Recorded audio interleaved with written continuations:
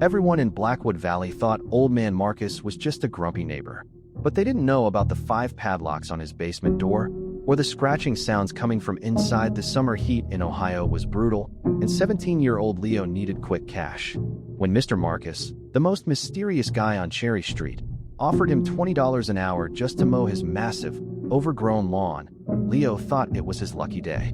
Mr. Marcus was a retired military vet who rarely spoke to anyone. He handed Leo the cash up front, gave him one strict rule, and drove off in his old pickup truck. "Stay outside. Do not, under any circumstance, step foot inside my house." Leo nodded, thinking it was an easy job. He hooked up his AirPods, blasted his favorite playlist, and started the mower. For the first 2 hours, everything was smooth.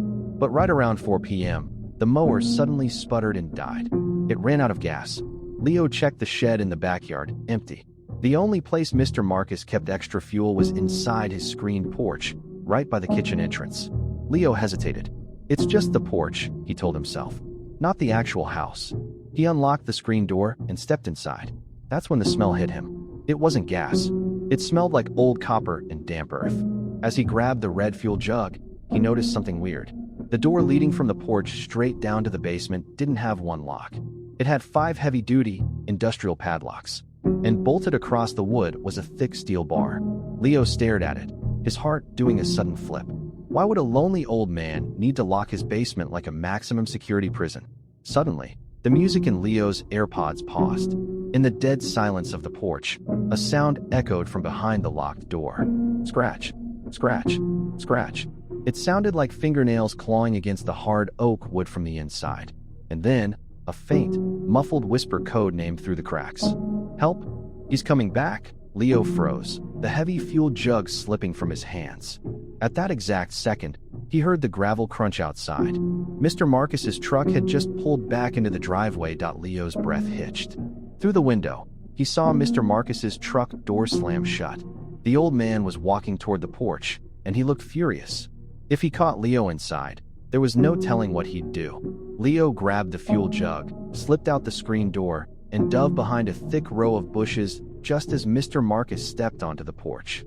Leo watched through the leaves as the old man immediately checked the 5 padlocks on the basement door. He touched each one, making sure they were tight, before heading into the main house. Leo's hands were shaking.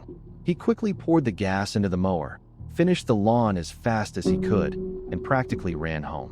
That night, Leo couldn't sleep. Every time he closed his eyes, he heard that muffled, desperate whisper, "Help! He's coming back." It didn't sound like an old man. It sounded like a kid, someone his own age. The next morning, Leo knew he couldn't just ignore it. He needed to know what was down there. He waited until 2 p.m., the exact time Mr. Marcus always drove to town for groceries. As soon as the truck disappeared down the road, Leo crossed the street, carrying a heavy crowbar from his dad's garage. He slipped back onto the porch. The house was dead silent. He approached the basement door, wedged the crowbar under the first padlock, and pulled with all his strength. Crack! The first lock broke open. By the time he got to the 4th lock, sweat was dripping down his face. He snapped the 5th lock, removed the steel bar, and slowly pushed the heavy wooden door open. A wave of freezing, metallic air hit his face. He pulled out his phone, turned on the flashlight, and began stepping down the creaking wooden stairs into the pitch black. The flashlight beam cut through the dust, revealing old cardboard boxes, broken furniture, and then a solid steel cage in the far corner of the basement.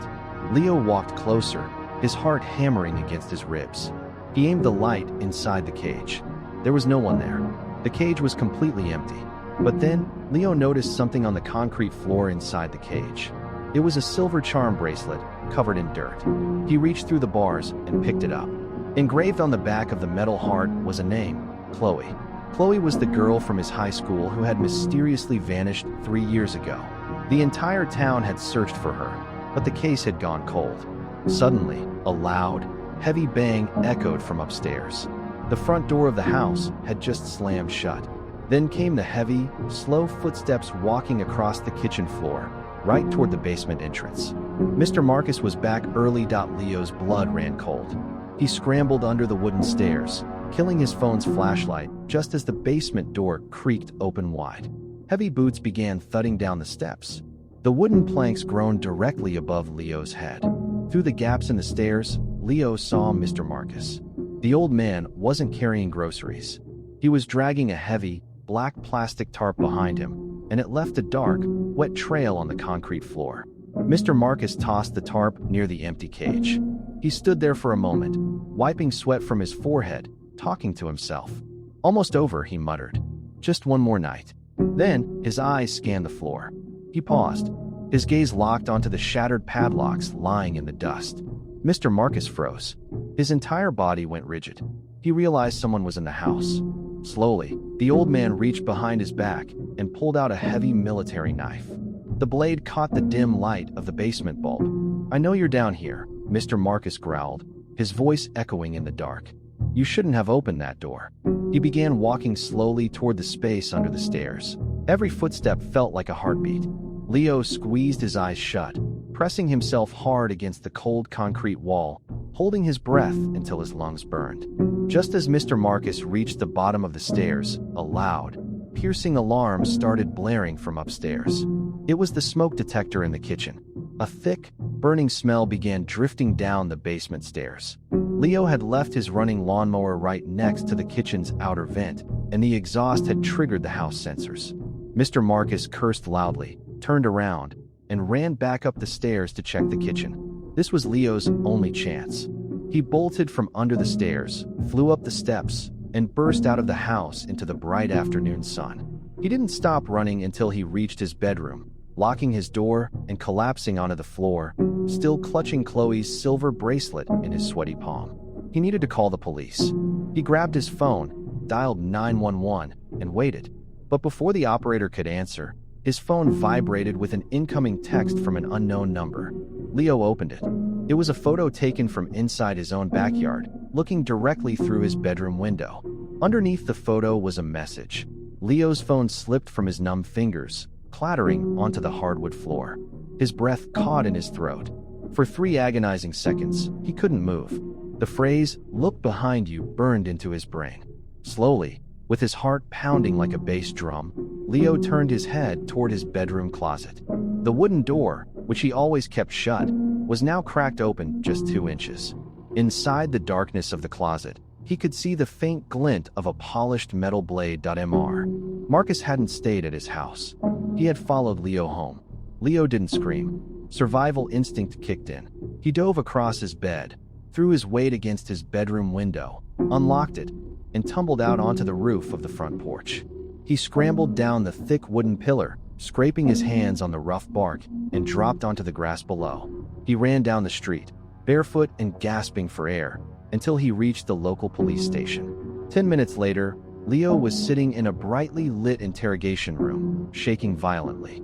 Chief Deputy Evans, a family friend, handed him a hot cup of coffee. Leo threw Chloe's silver bracelet on the table and spilled everything. The padlocks, the empty cage, the black tarp, and the terrifying text message. Chief Evans looked at the bracelet, his face turning pale. He knew Chloe's case file by heart. Within minutes, 3 police cruisers with sirens blaring tore down Cherry Street toward Mr. Marcus's house. Leo sat in the back of the chief's car, watching through the window. When the police kicked the front door open, the house was dead silent. Mr. Marcus was gone. His pickup truck was still in the driveway, but the old man had vanished into thin air. Chief Evans led his team down into the basement with heavy flashlights. Leo waited near the kitchen, his body tense. Suddenly, a muffled shout came from below. "Chief, you need to see this. There's a false wall behind the cage." Leo ignored the officer's orders to stay put and rushed down the stairs. The police had pushed away a massive wooden shelf, revealing a hidden, reinforced steel door built into the concrete foundation. It wasn't just a basement, it was an underground bunker. Chief Evans used a crowbar to force the heavy steel door open. The officers aimed their lights into the deep, pitch-black tunnel. At the very end of the tunnel, sitting on a small wooden chair under a single flickering light bulb, was a young girl with hollow eyes and matted hair, wearing a tattered high school hoodie. It was Chloe. She was alive. But as the police rushed to unlock her chains, Chloe didn't look relieved. She looked absolutely terrified. She stared past the officers, her eyes locking directly onto Leo. With a trembling finger, She pointed to the ceiling above them and whispered, "You brought him back with you. He's not in my room. He's in your house." The basement air suddenly felt suffocating. Before Chief Evans could even react to Chloe's words, Leo was already running. He flew up the basement stairs, burst out of Mr. Marcus's house, and raced back across the street toward his own home. The front door of his house was wide open, swaying gently in the evening breeze. Leo stepped inside, the silence heavy and terrifying. He looked at the floor. Leading from the front door, straight up the wooden stairs, were wet, dark tracks. Mr. Marcus hadn't just been hiding in Leo's closet earlier. He had never left the house. He was waiting upstairs. Leo grabbed a heavy metal golf club from the hallway umbrella stand. Step by step, he climbed the creaking stairs. His bedroom door was wide open. He peered inside.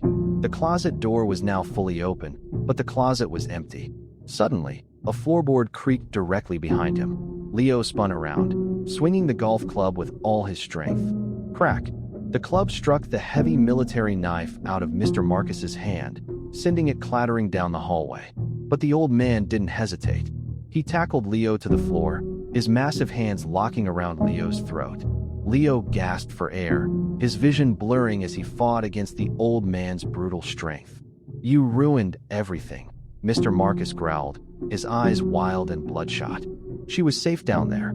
Leo's hands desperately scrambled across the floor, searching for anything to use as a weapon.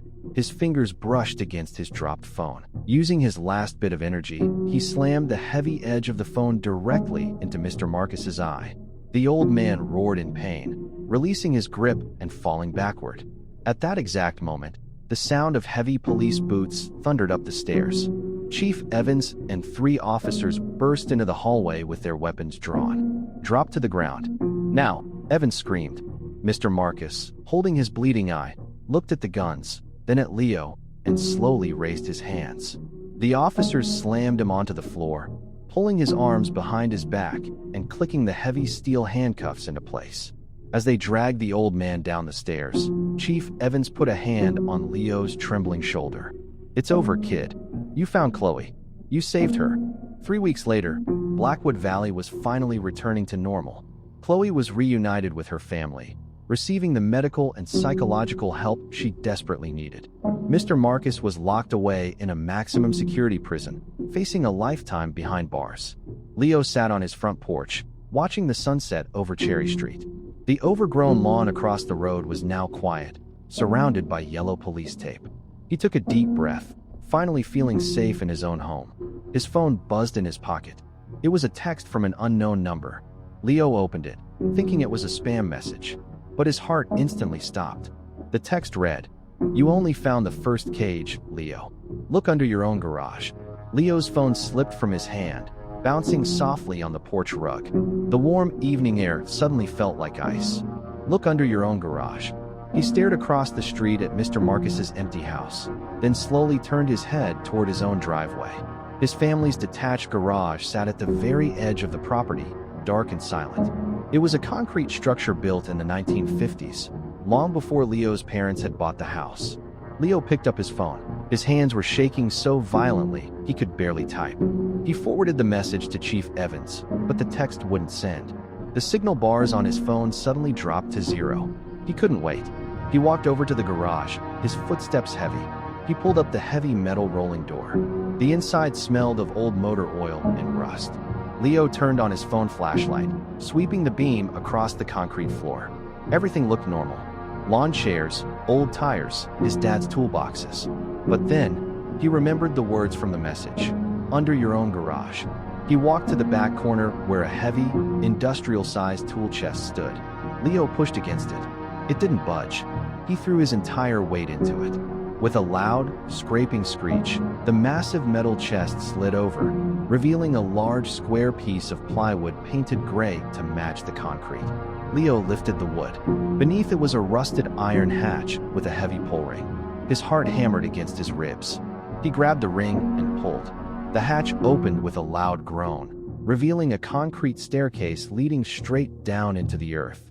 He held his phone out, letting the flashlight illuminate the dark steps.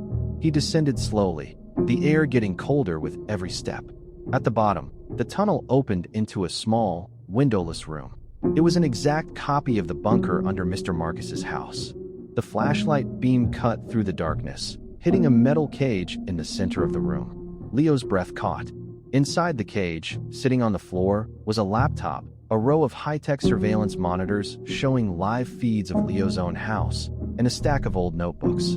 Mr. Marcus hadn't acted alone. He was part of something much bigger. Leo walked up to the cage, his eyes locking onto the notebooks. He opened the top one. It was filled with names, addresses, and daily schedules of teenagers all over Blackwood Valley. Suddenly, the heavy iron hatch at the top of the stairs slammed shut with a deafening bang. The lights on the surveillance monitors flickered out, plunging the underground room into pitch blackness. Before Leo could even scream, the screen of the laptop inside the cage lit up. A text window popped open on the screen, and a new message began typing itself out in real time. Marcus was just the caretaker, Leo. Welcome to the main office. You shouldn't have looked.